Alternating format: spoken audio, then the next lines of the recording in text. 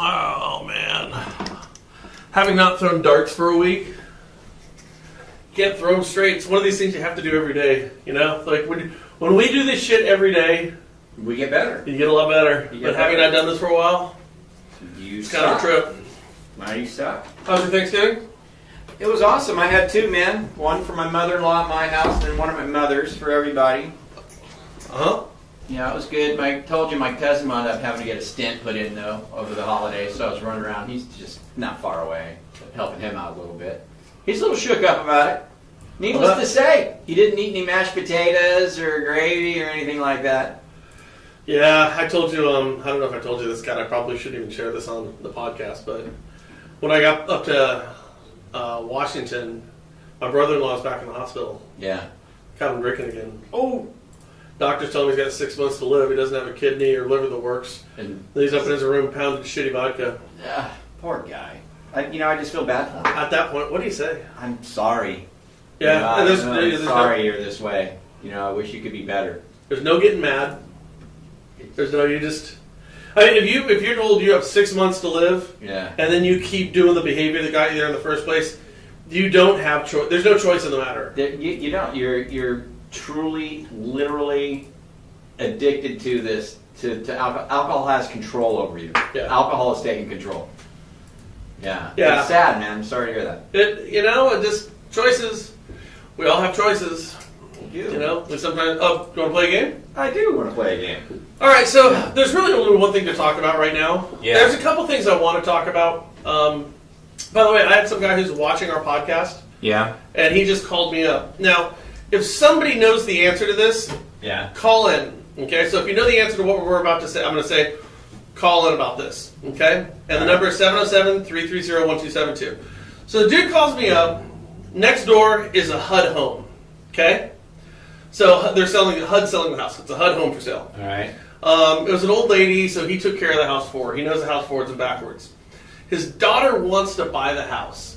Okay? But HUD has come out and said the house is uninsurable. Uninsurable? It's uninsurable because they don't have a minimum of 16 inches of crawl space. Okay. Now, it's like 16 to 24 is what you're supposed to have. They don't have the 16, so they say it's uninsurable. I've been told from one source that trying to fight that, have fun, you're going to take a year. It's going to take a year. You mean insurable HUD insurance or fire insurance, homeowners insurance? HUD will not insure that house. Okay. There's minimum health and safety standards you have to meet with FHA deals. Yeah. So it doesn't mean it. That's what the report says. Now, I think the dude has, a guy who wants to buy it has like a 660 credit score. I think girl has a 680 credit score. Could they do a 97% deal? And with that 97% deal on a Fannie Freddie deal, if they could in fact even do it, do they have minimum crawl space requirements? Or would it be because it's not Ginnie insurable, then also not make it Fannie or Freddie insurable? I think you're going to get away with it, Fannie Freddie. I don't know if you're going to get away with those credit scores. What were they again? I think 660. And what was the other? 680. At a 97%. Non-QM, maybe? I don't know. Maybe a non-QM. Non-QM. That might be an have answer. to find a little bit more money, but they'll let you get it from almost anywhere. So the story to talk. All right, so here we go. We're starting with the 20s. So the story to talk about today. The one thing. The CFPB does not function as an agency as of right now. Okay. Good. I mean, good for those who the CFPB is a complete nightmare for. Bad for, I guess, consumers if they feel like they're being protected by them. Well, I mean, the reason it's not functioning as an agency right now is because they essentially have two acting directors. Okay? Which, doesn't make any sense, but so, go on. All right, so basically when Richard Cordray stepped aside, he announced a new deputy director. So in the absence of a director actually physically being there, then you have a deputy director who's working in their place. So if the director is in the hospital for some reason, right, or out of country for some reason, right, the deputy director takes over that role. Okay. So Richard Cordray changed the deputy director at his resignation, to be this gal named Leandra English, okay? Now, Leandra English is, she's a crony. She's a prodigy of Elizabeth Warren. She's been with the Bureau since its inception. Actually, she was hand appointed by Raj Date. Oh, really? Yep, and Raj Date has been evidently milking the Bureau of its talent to go into private money. Right. I remember him. So she went and worked over with Date for a while. Yeah. She went back to the Bureau, but she clearly is in alignment with Richard Cordray. She's clearly in alignment with Elizabeth Warren. Okay. So Cordray puts her in as an acting director, and then she says, I'm the director. Okay. Well, she just can't assume that. So then Trump comes in and gets this guy named Mick McIlvee, or Mick Mulvaney. Mick Mulvaney. Yeah. Mick Mulvaney, who has a track record of saying the Bureau's stupid, it shouldn't exist, it's foolish that it's here. He hates the Bureau. Yeah. Trump appoints him the head of the Bureau. Right. Okay? So now, today, it's Monday, these guys are showing up, right? Yeah. Now, imagine this. This is the funniest fucking thing. So today, they both showed up to work. And apparently, this Leandra, she gets in there, she starts sending out emails telling people what to do. She's the acting director today, okay? Interim director today. She's running the show. Right. So then Mulvaney shows up, and he sends out an email that says something to the effect of, I'm sorry that this is the first way you're hearing about me, but you need to disregard everything she's saying, because I'm the director. And oh, by the way, why don't you come up to the 4th floor and say hi and grab a donut? And then he or somebody tweeted the box of donuts. Yeah. So you have 2 directors at the CFPB right now. Right. Now, and keep in mind, the thing that makes it so interesting is that the CFPB was built completely in a partisan fashion. So, there was nobody who was elected. We had one person who was appointed, the director, and then the director put every single person in. We've talked about this before. Everybody in the Bureau is a like-minded crony. Right. And so now, who do you do? Who do you follow? Do you follow the president's appointment, or do you follow the director's appointment?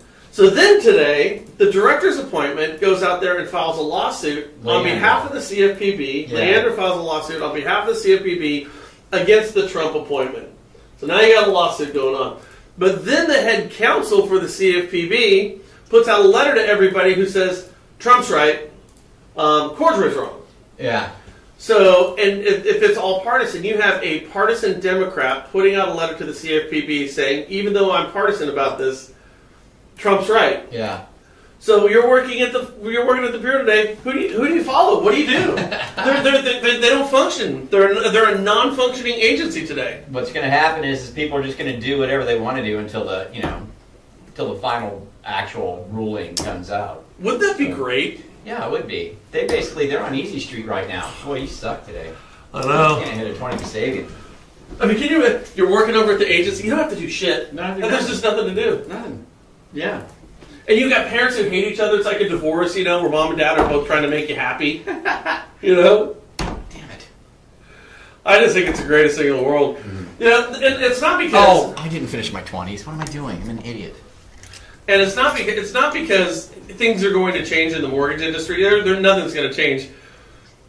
I don't know. Cordray was such a prick. I'm just going to say it. He was such a prick. You just wanted to see this thing crash and burn. And it's beautiful that it is, and it's ironic that it's him who's making this thing happen. But you say nothing's going to change. Nothing's going to change. But let's be real. I mean, let's say Mulvaney gets in, right? Which he will. Okay. And he starts getting his way. Things start changing at the CFPB. A 5-person panel comes along. You start getting some Republicans into the agency, not just loaded up with Democrats. I mean, there could be change. I mean, now I'm not saying there'd be change. But let me ask you this: where would there be change? I don't necessarily think that there would be change with ensuring that mortgages are good and the consumer is protected. But like, do you think that where HUD normally would take over, would be in control of RESPA, right? Do you think that would get handed back over then to HUD? Would that be a change that you could see going down? I do. I think that they would put that back into HUD's hands. Well, I mean, right? I mean, but think about it. Who's going to enforce any RESPA violations today? Like if you're in the mortgage industry, and Well, that's what I'm saying. So there is going to be change. I mean, but you're saying mortgage companies themselves won't change. They'll just continue doing things as if all is. Which today, I understand that. I understand that today. 6 months from now, 8 months from now, I think that we might see some things change. But nobody. So today, for example, nobody can enforce a RESPA violation. Who's going to enforce it? Well, you can't right now. You can't right now. And by the way, do you think this lawsuit's going to get settled overnight? Oh, of course not. It's going on for months. It's going to. Here's what everyone needs to understand. This lawsuit is going to go on as long as the director's term is going on. Yeah. Okay, so what do we got? We got like 6 more months or 7 months yeah. On Cordray's term. Right. Now he's gone. Right. This isn't getting solved in 7 months. No. So you will have a non-functioning agency for the next 7 months. So if you want to go do some illegal ads right now, this now's the time to do it. This is totally the time to do it. The internet is turned off. Crashed on us? The internet turned off. Fuck. Nothing crashed. The internet is turned off. God damn. It's this building's internet. It's just so crappy. Wow. I mean, technically, we're hardwired in through Comcast. I think maybe something that's just. Well, Comcast feeds this building somewhere. Oh yeah, definitely. You know. As soon as it's back, we'll be back up. Dude, I've got like 8 triple 20s now.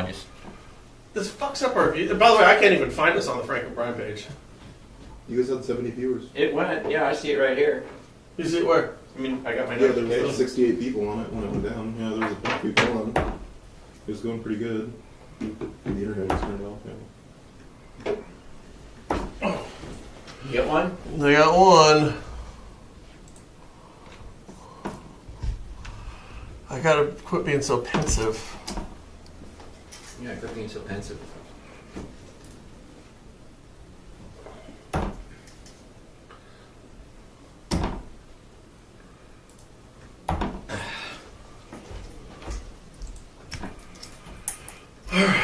Opened up strong and now just suck. So I'm going to Southern California next week for Angel Oak, right? Mm-hmm. This is just how funny stuff is. So I go, okay, well I got to start figuring this out. So, Katie, where's my itinerary? Okay. All right, we leave at 10 o'clock or something, whatever, 10:30, 10:40 here, Sacramento. And this was booked by Angel Oak.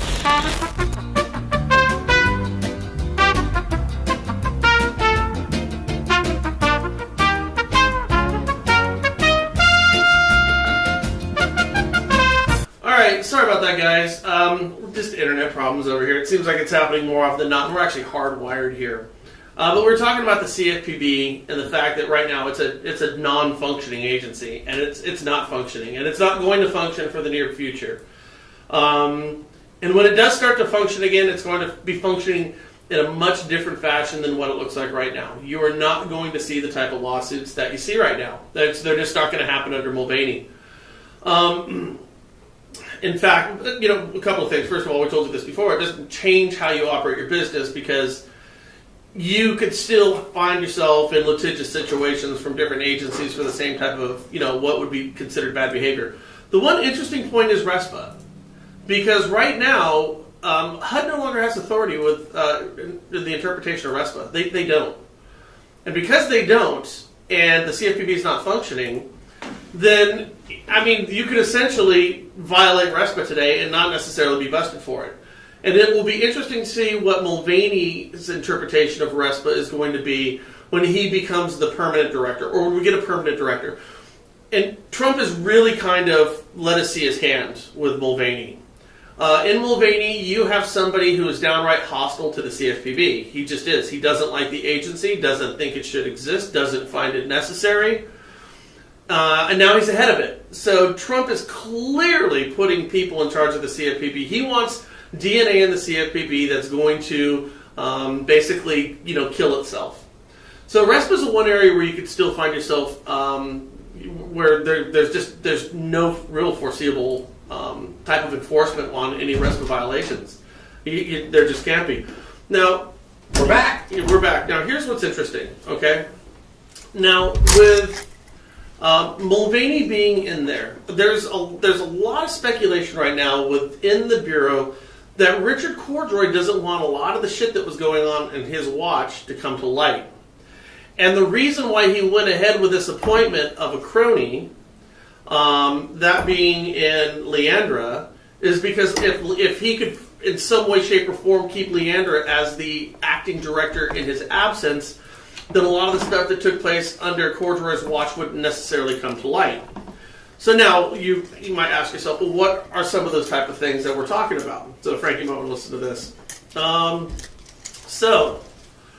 Let's see. The further might discover has been hiding for years. Okay, the failure to investigate the Wells Fargo fraud. And by the way, if you watch our show, you totally know this because we brought this to light. The Los Angeles Times and Wells Fargo themselves are the ones who brought the fake account information together. Right. Yet the Bureau is the one that took all the credit for that. The failed attempt to regulate car dealers by guessing the buyer's race. Oh, right. Okay, That was ridiculous. yeah. So for those of you who haven't seen this before, you basically had the lender, Ally Financial, who was the lender for, I think it was Honda and maybe a couple of the other ones at the time. But they wanted to find that there was some type of racism going on in auto lending. And there may or may not have been. That's not even the point. I mean, maybe there was, maybe there wasn't. But here's what we do know. How they drew their conclusions was wrong. They would take somebody's last name, and then they would put in their zip code, and that would determine a race. And so they used this as a calculation to see if some people got screwed in terms of what their interest rate was. Well, the problem is that you would have white people that were coming up black people who were coming up Indians who were coming up Asians who were coming up white. I mean, there's no rhyme or reason to it. And yet they sued them to the tune of $80 billion. Yeah, their favorite number. By alleging discriminatory, let's say, Inspector General admonishment to stop. Okay, so here's another one. The Inspector General's admonishments to stop obstructing congressional oversight and some particularly explosive sexual harassment claims against the CFPB senior management. You may not remember this, but the CFPB went through a huge sexual harassment lawsuit. Yeah. Okay, and they had a huge racial discrimination lawsuit against them. Remember with the scoring system where they gave a score for everybody and African Americans consistently got lower scores than white people? And So then their bonuses were based on that or something. Yep. There was pay based on it, yeah. Yeah, their bonuses were based on it. Yeah. And so what they did was they just made they gave everybody a 5-star review. Right. So their cure for this was giving everybody a 5-star review. Everybody's great. Everybody's fantastic. And then the other part of it, and this is a big one, and I got to see if I can get to it, but here's what essentially happened, guys. And this was the first time an agency had ever done this before. So if you have an agency and they have overages, they give the money to the Treasury. It goes back into the coffers of the United States government, that being the Treasury. Maybe the Federal Reserve, but the Treasury generally, okay? So what the CFPB, because they had absolute autonomy, they decided they were going to change how they would deal with basically profits. That's what it comes down to. How does the CFPB get profits? Well, they sue companies, and they have these massive settlements. Right. Okay? And then what they do is, so they, the CFPB, what they was it, $12 billion? Yes. They recovered $12 billion. How much of that $12 billion actually went to the consumers? Not much. Not much. Because what they would do is they would take some of that money and they would say, okay, well, we're going to sue you $1 billion. Or we'll sue you $500 million and you give $300 million to this nonprofit organization over here. So these companies were then diverting money that was supposed to go back to the taxpayer. Right. And it was going to nonprofit organizations. Fascinating. Well, who do you think those nonprofit organizations were benefiting? Who? The DNC. They were completely partisan. Oh, you've got to be kidding me. I am not kidding you. You've got to be kidding me. I am not kidding you. Oh my God. Yeah. So they don't want this stuff to come to light. Right. Or to get dug into or worked on. Yeah, that's crazy. I wonder why did he pick her, Leandra, over? I mean, was there somebody else who was the acting deputy, but then he said, "No, I'm going to make her the acting deputy." Yeah, and yes, and we don't know, but one would assume, and we're just assuming, you would assume that based on exactly everything you're saying right now, is he felt he could trust her more to keep things going the way they were, and then hopefully be able to preserve this type of stuff from coming out or what have you. Keeping it under wraps. That's exactly what I'm saying, Frank. Yeah. Let's see. English established meetings without any notification of public meetings. The Judicial Watch also shows English was active in arranging private meetings with special interests that were largely liberal and progressive activist groups. English was involved, an example, in organizing on October 27, 2010 meetings that were led by Warren, who's now the Democratic senator from Massachusetts. Yeah. And here's the group. The participants in that meeting included Consumer Union, the AFL, the AFL-CIO, PIRG, and the National People's Action. It was closed to the press. And what these are groups that were putting together, for example, during the presidency, were putting together hit pieces on Donald Trump, and were putting together commercials and things to benefit Hillary Clinton's run for president, the presidency. Fascinating. So the CFPB was reallocating money away from the taxpayer to benefit the DNC, to benefit Hillary's run. Dude, that is just dirty business. And the one who was doing this... Dirty, dirty, dirty business. And the one who was doing this who was one of the heads of this, was English, the gal that Richard Cordray had made his deputy director. So he was trying to put in a stooge, essentially. He was putting in a stooge, and he was hoping that stooge would stick down party lines, and a lot of the bad shit that's been going on over at the CFPB is not going to come to light. There's an interesting comment up here. Yeah, what's it? Take like just one step back there. It's Aaron. I'm not really sure what he's saying. Perfect. Hang tight real quick. Hey, who do we got here? Hi, this is Stephanie, returning your call. Oh, hey, Stephanie, I'm doing a podcast right now. Can I give you a call back here in a few minutes? Yes, sir. All right, thank you, dear. Bye. Thank you. Stephanie's actually calling to answer the question that I asked previously. All right, go for it. What's it say? So Aaron, Kiro, and Aaron, if you're still watching, it'd be good if you called in because maybe it makes sense to you. And he starts off. He just says it'd be great if the CFPB did what they were actually created for, as opposed to all of this whale hunting and go after violations instead of profits, such as local community pay for play led by Realtors. Local community pay for play led by Realtors. I wonder what that means. Well, it would seem to me local community pay to play is going to be, sitting at desk somehow and paying to get leads. Really? Yeah, well, that'd be good if you can call in. If you're still watching, Andrew, call in at the number 330-1272, area 707. We can chat with you about that one. What else? Go down there, Andrew. Let's see what else we got here. Okay, so here's another thing. So just real quickly, when talking about the CFPB, okay. Hello, who do we got here? Hey, this is Aaron Kiro. Aaron? Hey, yeah, he's the guy we were just talking about.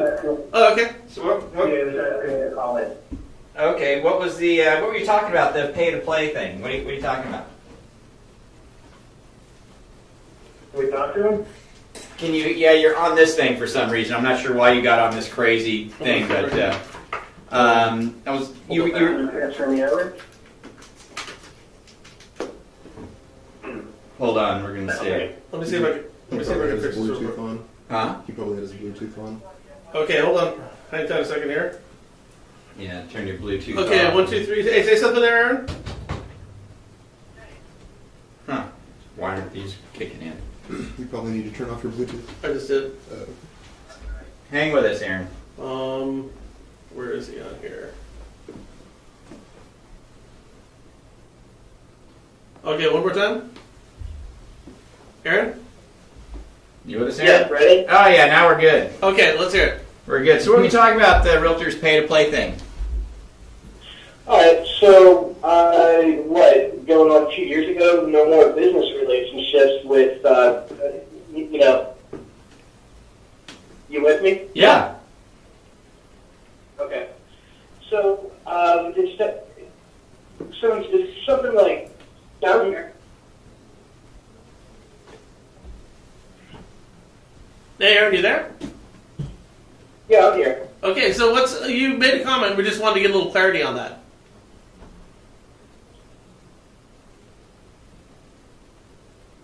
He's not hearing us. Yeah, he can hear you. Yeah, there's a major delay. Oh yeah, well you're going to have a delay. Oh, turn your computer speaker down. Yeah. You can't be listening to the computer while you talk to us. We have a tape delay. We got to tell people that. Yeah, I'm here. There's a major delay. Yeah, don't listen to your computer. You got to turn your computer off or the speakers off on your computer when you're on the phone with us. Okay, I'll try that. And you want to talk through the phone. Yeah, talk to the phone.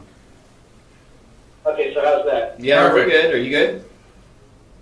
Okay, yeah, so I turned it off.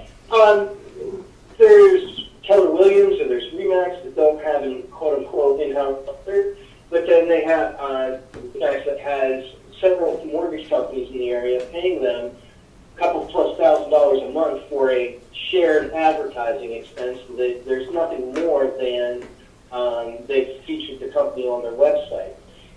Say the Keller Williams in my area, they're still paying above rent value for office space because they say that it's like a Regis business suite expense. Oh, we use their Wi-Fi, we use their copier, somebody answers the phone for me. And that's the justification for $3,000 a month in payouts. And of course, that's where the majority of the business goes. And really, too, with Zillow, I have a ton of emails that I've seen from realtors sent me back that, oh, well, so-and-so pays into my Zillow, and that's the only place that my business is going to go. And you can do the same if you would like my business. Well, see, this is a real interesting part because if there is one thing that is really unenforceable right now, it's RESPA. And what you're talking about is all RESPA. Because the only one who has the right to interpret and enforce RESPA right now is the CFPB. And the CFPB is in disarray. We don't know who's running the damn thing right now. It's not going to be Richard Cordray's appointment. And I'm telling you right now, it's not going to be that. Which means if you wanted to get away with a RESPA violation right now, this is the day to do it. So if you wanted to sit and pay more for office space, the pay-to-play where you're paying extra money to be on somebody's website, paying the thousands of dollars to work with Zillow, right now is the time to do it because there is nobody there looking out for RESPA. Think about that. Yeah, and that was Aaron's point. It's like, wow, instead of going after the big whales and just taking all that money, why don't you start attacking some of this? So unless they can get $500 million out of Wells Fargo or $500 million out of Zillow, they don't care about even a major city's what's going on in the community of a major city. Right. God, man, you're just terrible. So he's throwing darts at. He's throwing darts. Nobody that I've even become one of those people that go to my local congressman's office and point this out, and they just look at me like a deer in the headlights. Now, let me ask you this, though. Now, just kind of in a side note, do you really think that it's harming somebody? Like, are consumers getting harmed because lenders are paying to sit at desk in a Keller Williams office? I mean, just aside from what that... Yes, because if it's not good for me, it's not good for the consumer, and if it's not good for the consumer, it's not good for anybody because it's a monopoly. So now, let me ask you this: Are you paying right now to play? Absolutely nobody nowhere. Nobody nowhere. And I do a good business, but very often, it's my odds are maybe 1 out of every 150 realtors that I meet, just because there's not some sort of embedded relationship from the in-house where the broker owner is clubbing with a realtor over their head. See, I always kind of looked at it this way, though. Like, if you're paying to sit in office, if you're an in-house lender, and you screw up a deal, I mean, all those agents are going to talk with each other. It's going to screw up like 10 relationships, not one relationship. And I've always kind of felt like as a real estate agent, like the good agents are like, you're not going to tell me which lender I'm going to use. Just screw yourself. I'm going to work with who I want to work with. That was my experience when I was doing it because I was the in-house lender. I worked for Wells Fargo. This is back in 2000. I worked for Wells Fargo, and they had a thing going with RE/MAX, and I was in a RE/MAX office in Suisun. And I got to tell you, that was not a fun experience for me. I know that there's other variables, but Yeah. the point still stands that there's real violations taking place that could get reviewed, but they'll never get reviewed. Well, not right now. I mean, yeah. See, I'm kind of playing devil's advocate because I agree with you. I don't think it's good for consumers. I think there is actual harm there. But my point is right now, with how screwed up things are, nothing is going to become of it whatsoever. It's not right now because of where the lack of structure is with the CFPB. And I think RESPA is the only area that's completely unenforceable. So that's kind of a trippy one. How else is your business going out there in Pennsylvania? It's strong. I'm in Pittsburgh, actually, and it's probably still one of the best markets in the country, even though they maybe loan size average is maybe only about 130. 130. Well, good deal. Hey, man, thanks for calling. And make sure. Hey, thanks for calling. Make sure you call back again. Yeah, I've watched you guys for years, and pleasure to actually finally chat with you. Oh, it's great to hear from you. Totally appreciate it. Like I said, make sure you call back. It's good stuff. Thanks. By the way, if somebody's got some thoughts on this, 707-330-1272. It's 707-330-1272. So we're talking about what's going on at the Bureau right now. Now, also think of this, and I don't know if we've covered this already, but look at their active investigations right now. Okay? So you have Aquin, you have PHH. And then the one that we're hearing right now, it kind of sticks in line with what we have over here with, we were talking about, the pay to play. Zillow. With Zillow. Yeah. Okay, so Zillow right now is in negotiations with the CFPB. Yeah. And if they're in negotiations with the CFPB, basically what's going on is they haven't settled because the CFPB wants too much money, or they don't like the terms of it. That whole admit no wrongdoing. Right. But Zillow has a business model, okay? And they don't want to change their business model because it's going to hurt their earning reports. Right.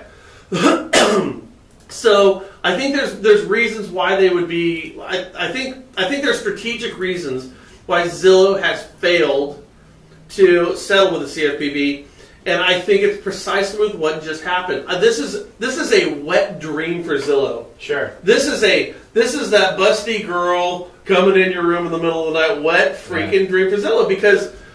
Who do you settle with? Who do you settle with? Well, in this scenario, they probably aren't going to have to sell. Well, but okay. Let's say do I settle with Mulvaney and his group over there? Absolutely, that's who you settle with. Or hold on a second here, but I have another person who is laying claim, who's going in the building. Yeah. Who's laying claim if to their. If you're Zillow, you do whatever you can do just to delay anything. Right Here's now. what Zillow's doing. You're going to say, we need to file a delay here. We need to file a delay there. We just need to delay things. That's what you do if you're Zillow. You just wait. I think Zillow's lawyers right now are figuring out how they can go to the judge and say, you need to drop this case. Yeah. Or this whole thing needs to be dropped at this point. Yeah. Just get rid of it. Because I don't know, has a case even been filed yet? But if there has, they're going to ask them to drop it. But right now, Zillow's off scot-free. Yeah. I would say so. Andrew, what's Zillow's stock doing right now? Remember we talked about this last week. Here, I pulled it up. One sec. Here, let's see, what's Zillow's stock doing today? Hey, Mike Scalise, if you have some time, call in. I'm looking at your comment right now.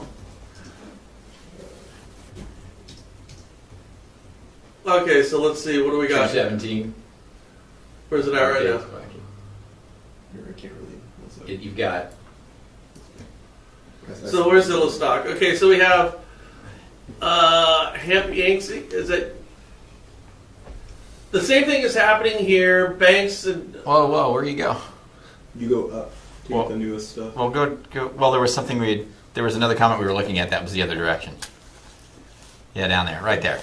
So what are they saying? The same thing is happening here. Banks and brokers are feverishly conspiring. That's somebody agreeing with Andrew. What's the say below that?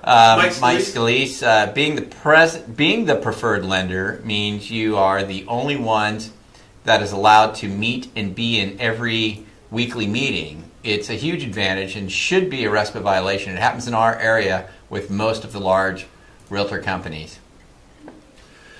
Yeah. 42.6 is the current stock, but we don't know if that's up or down. Up or down? Here, it's right here. Okay, let's see. It's up. It's up 1.36. I'd be buying Zillow today if I were you. Because seriously, they were looking at, an 8-figure, 9-figure settlement on that thing. For sure. not a 10-figure, but I'll bet a 9-figure settlement. I just don't see how they can go after Zillow to begin with. Zillow is not a consumer finance oriented company. But based on even HUD's interpretations of RESPA, all you're doing is offsetting the cost for that real estate agent to market. I mean, seriously, every lender I've ever spoke with, I've had lenders who I've spoke with who say, yeah, I pay the $1,500 a month for Zillow, because if I don't do it, this agent's going to go do it with somebody else, and I hope it works out. Right. Zillow's found a way to squeeze money out of everybody. Yeah. So based on, here's my thing.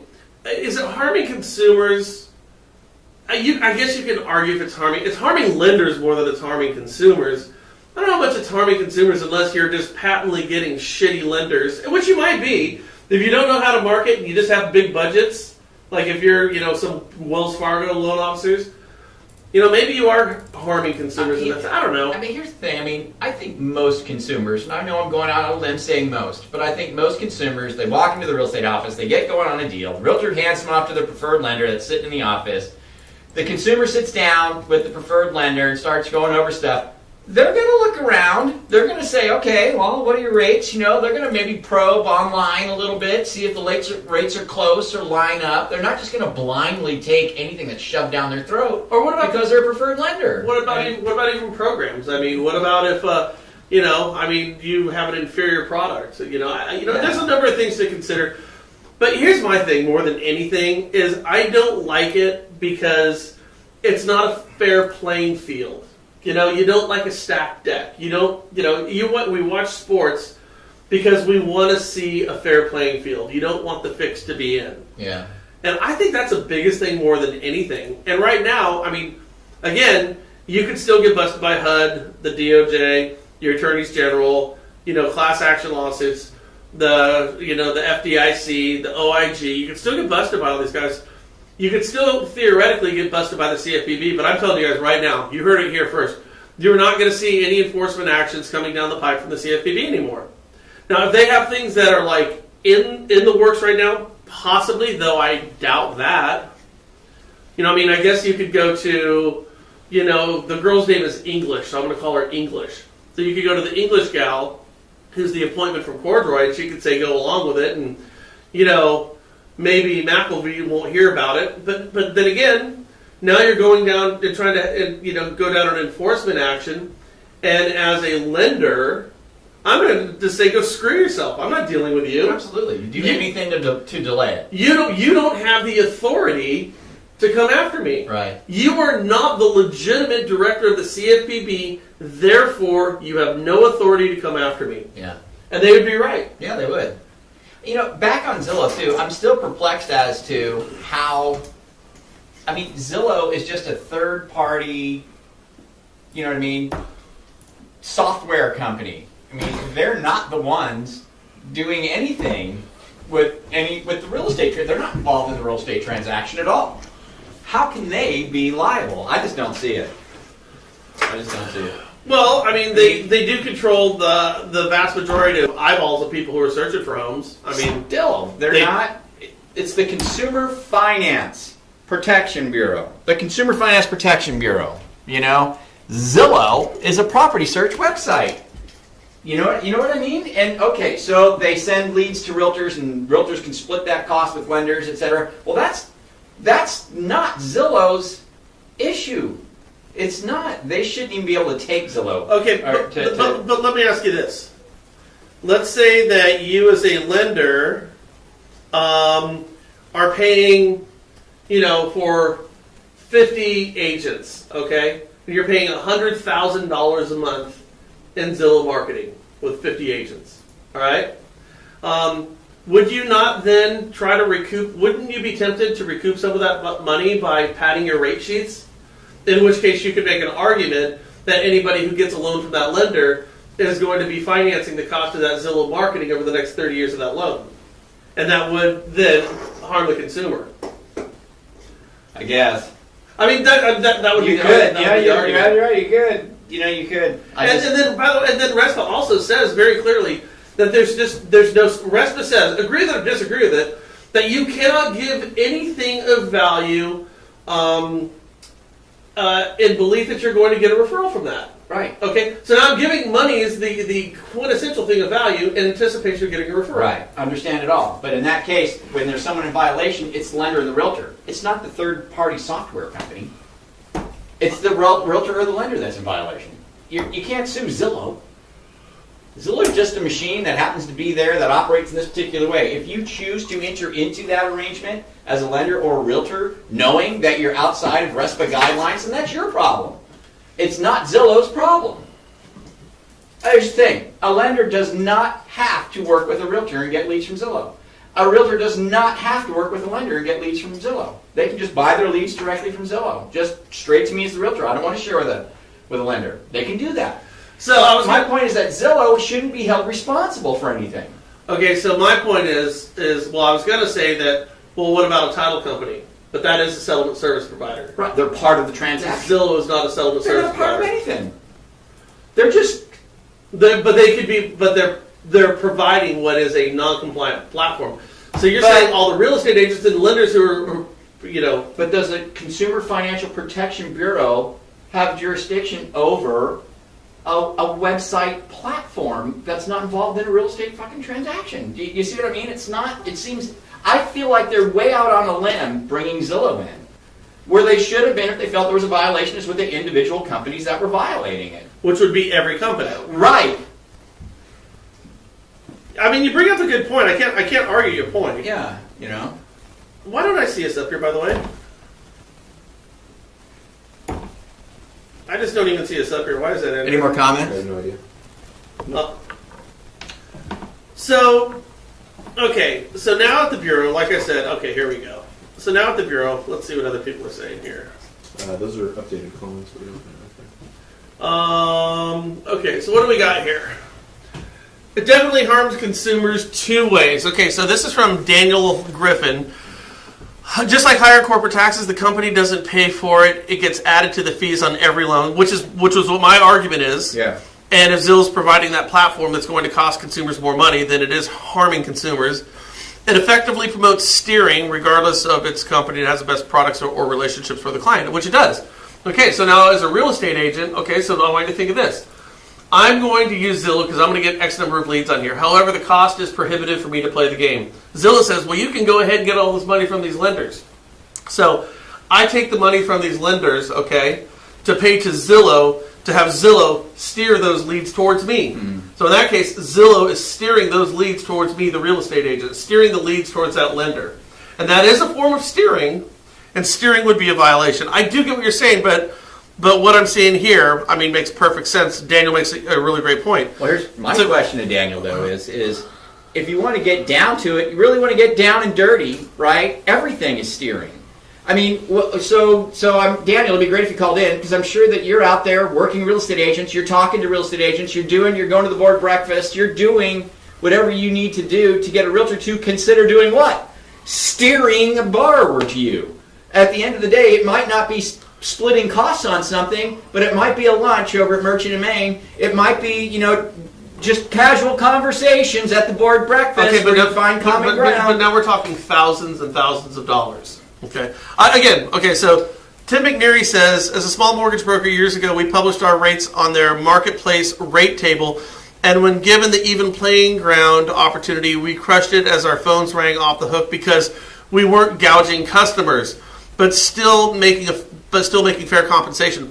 Once Zillow priced their service out of our budget, Budget League no longer priced out theirs. So yes, Zillow is a machine for those with deep pockets only. Okay. Mm-hmm. So he's saying, yeah, we offer a better rate, better price. So if I'm going to be working with Zillow, I know that I'm going to get those leads. Therefore, I can pad my rate sheets. So in padding your rate sheets, you are in fact harming a consumer. Mm-hmm. I see it. Zillow's a hidden, unearned fee that trickles down to the consumer. That's what Hamp says. What an interesting name, Hamp Yance. Really, really great points here. So, I mean, I get it. And by the way, could you also just make this argument, just because they're not a settlement service provider, but they are in fact harming consumers in a transaction where they are borrowing money, should a consumer bureau not be able to enforce that? Apparently they believe so. Think about an appraiser. What if an appraiser is going out there and fudging appraisals? Should the CFPB be able to go after them? I mean, what if somebody is consistently doing shitty pest reports? I don't know if that's a CFPB. It's collateral against the loan. It's supposed to be the consumer finance, mortgages, car loans. You see, this is the problem with the CFPB being in charge of RESPA. RESPA doesn't belong in the CFPB. That's the point I think that's the conclusion I think that we're coming to, is the CFPB has no jurisdiction over RESPA. RESPA is outside of consumer finance protection. Right. You're supposed to be protecting them against crappy loans, loan sharks, excessive loan fees, right, excessive interest rates. That's finance protection. RESPA doesn't have anything to do with that. And if you were to look at what the CFPB, according to your logic, would be, if a lender is working with Zillow and their rates are higher as a result of that, then bust them. But it's not a RESPA violation, it's a rate gouging violation. Right. It is. And you'd have to really be able to dig in and prove that. I mean, you would really have to be able to prove that. I don't know how you could possibly do that. Well, I think if there's somebody who could do it, it would be a multi-billion-dollar agency that has a blank check to do whatever the F they want to do with all the information on everybody in the country. Well, yeah, I don't know if they'll be proving it or just exercising their absolute authority to just do their assumptions the same way they did with Ally and the stupid algorithm. But let's think about this for a second. Protecting consumers at this point. This is why I think it's so funny that they're getting busted. Let's go walk down that road with Ally again. I put your name in with your zip code in, and you came back as Hispanic. Right. You're not Hispanic. No. I put you in. Now Andrew, he's our producer. Andrew, what is your ethnic makeup? I'm a quarter black and 3/4 white. Okay. And you came back as white. Yeah, I think so. Or Right. Hispanic. No, I think you came back as Hispanic. Was it Hispanic? I'm pretty sure it was Hispanic. Yeah. And you're white and black. Yeah. Okay, but you were raised by you self-identify as a white person. Mm-hmm. But so your stepfather raised you, not your father who was half African American. Yeah. So you for all intents and purposes, you self-identify as a white person. And I think if anybody were to meet you, they would think you're white, maybe a little Hispanic. Yeah. That's what you get all the time, right? Yep. Which, by the way, is kind of interesting. Then how the hell do I don't even know how to hate you. How should I hate you, as a Mexican or a black person? You see what I'm saying? So if you had somebody who wanted to discriminate against you, you'd be a very complicated person to discriminate because you've got your ethnic makeup and how you identify and how you look doesn't match what the CFPB was trying to accomplish. So they put out this algorithm that was right 50% of the time. It was wrong as much as it was right. Right. So that tells me it's social engineering that they're more concerned with than consumer protection. I know. Because you weren't helping consumers at that point. No. It's ridiculous. I mean, it's insane. Hopefully, what's his name, Mulvaney? Hopefully he can do something. Somebody's asking me a question. So does Frank believe that paying for Realtor Zillow fees or Realtor.com fees or other backroom deals in order to consumers should be okay? No, okay. Let me clarify where I stand. Good point. I agree. I love it. I love the question. Here, what I think is this. Is that if you're, I think a lender and a realtor should be able to co-market Zillow leads or Realtor.com leads, right? But here's where the sticking point comes into play, and this is a failure on most lenders' parts, I believe, and that is this: as long as when that lead comes in, it goes straight to the lender and straight to the realtor, and that lender does his due diligence to chase down that lead and try and secure that lead as a deal for himself, and that realtor chases down that lead and tries to secure that lead for themselves. What typically happens, though, is lenders just go, screw it, I'll pay the money, I don't care. Then they let the leads come into the realtor. They don't even call the leads, right? They come into the realtor does all the work, if they do it, right, to try and figure out if there's a deal, hoping that the realtor figures out this one looks like a real deal and then send it back over to the loan officer who's playing the game. Now, that's clearly RESPA. Do you believe in regulation? Of course I do. Okay. And so what is the purpose of regulation? To make sure people don't get screwed. And how do you not screw people? Well, just say what you're trying to say. I don't know. To create a level playing field. Well, you have penalties. No, yeah, if you break a regulation, you have penalties, and that keeps you under the regulation. Not to screw consumers, and in order not to screw consumers, you have to have a level playing field. Now you have Zillow, who is controlling 70% of the eyeballs online, so they monopolize eyeballs online, and they can create an unfair environment, an unfair playing field, okay, where lenders are going to feel like they're required to, like they must charge more in order to play Zillow's game. Nobody wants a monopoly, right? Standard Oil, we had Carnegie Steel, okay, created these massive monopolies where they could control. Carnegie, he could go ahead and control the rail lines. You're going to pay this, or he could control the oil. Well, if you don't do this, I'm not selling you my steel. You have to get it from me in order to function as a company. Therefore, I can pick and choose my price, creating cartels of sorts. And you could make the argument that Zillow has created a cartel where they could force lenders into a corner to where they charge more because Zillow is more concerned about their profits than they are consumers, which they should be. But it is an unfair playing field right now. Well, it is. I agree. But it's nobody.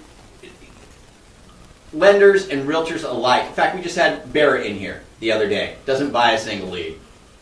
One of the most successful real estate agents out here, right? Nobody has to go through these people.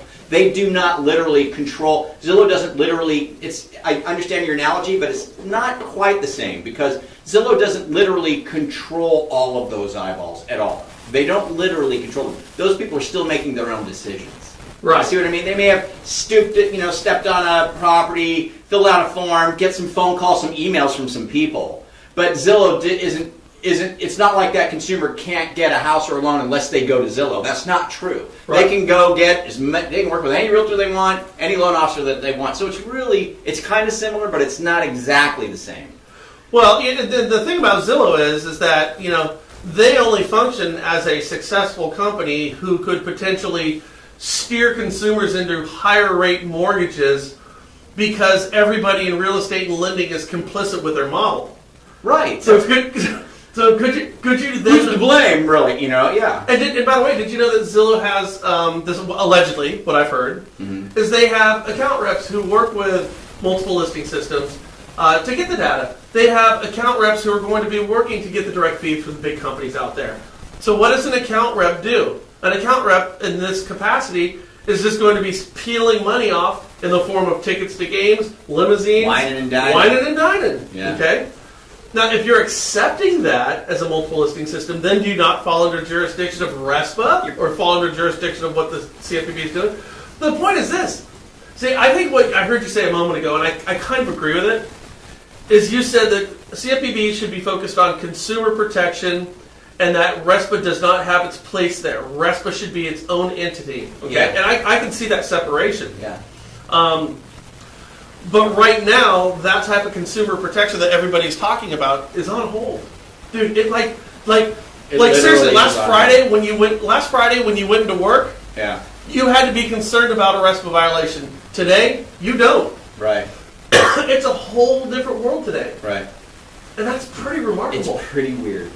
It's pretty amazing. And I'm not seeing anybody talking about this shit but me and you. Yeah. RESPA's done. You can't enforce it right now. That's crazy. What else we got over here? Okay. Appraisal management company. This is from Mark Quackenbush. What a great last name. Appraisal management companies have used an unlevel field against appraisers for years. That's absolutely true. And by the way, it's a product of government regulation, but it's absolutely true. And then Kevin Schumann says, I have a local banker that is taking realtors on trips to Super Bowls and World Series, buying them nice watches, putting them up in his vacation home, and they send all their buyers to him. That is what we want the CFPB to stop. I think a better way to say that is, Kevin, that is what we want RESPA to stop. Yeah. Oh, that right there is a RESPA violation. Sure. But if the CFPB, here's the problem with the CFPB. If they would have done this type of shit, there's nobody who would be complaining about them. I mean, 10 lenders who were breaking the rules all the time. Right. But the rest of the industry would have been on the side, including myself, supported the CFPB for their fair and even-handed approach to enforcement. But we just didn't see that. But I think everybody would agree with that. An overindulgence, overpriced convenience that mostly benefits the pros in the transaction and is probably being paid for by the consumer. Yeah, let's see. Mike Janssen again. He says, "I don't believe the CFPB should stop them. I think the general public should see the light about Zillow." He's calling him Zildo. But that is your turn, my turn. Years, been waiting. But that's hard to do. Like seriously, I was just up in Seattle this week, and I was looking at properties for my in-laws. Where the fuck do you think I went? Zillow. Absolutely went to Zillow. And God, dude, I can't throw a dart to save my life today. What are you shooting for? 18s. Oh. Here, tap that in real quick. What's it? Whenever you guys just push the camera up, whenever you guys pull off. Okay. So, hey, anyone want to call in? Got some thoughts on this? Feel free to at 707-330-1272. A couple other things that I found fairly interesting because, man, I've been gone all week, like the whole week. Dude, I'm done. I'm done driving up to Seattle. I love Seattle, but like going up there to see the in-laws, those days are done. They just sold their house. Okay, let's see. Radiant Fannie sells $124 million in non-performing loans to nonprofits. Construction startup build up rates. Loan Home Financial congressional hearings to reschedule Fannie. No, it's 12 o'clock. Oh, it is 12 o'clock. Yeah.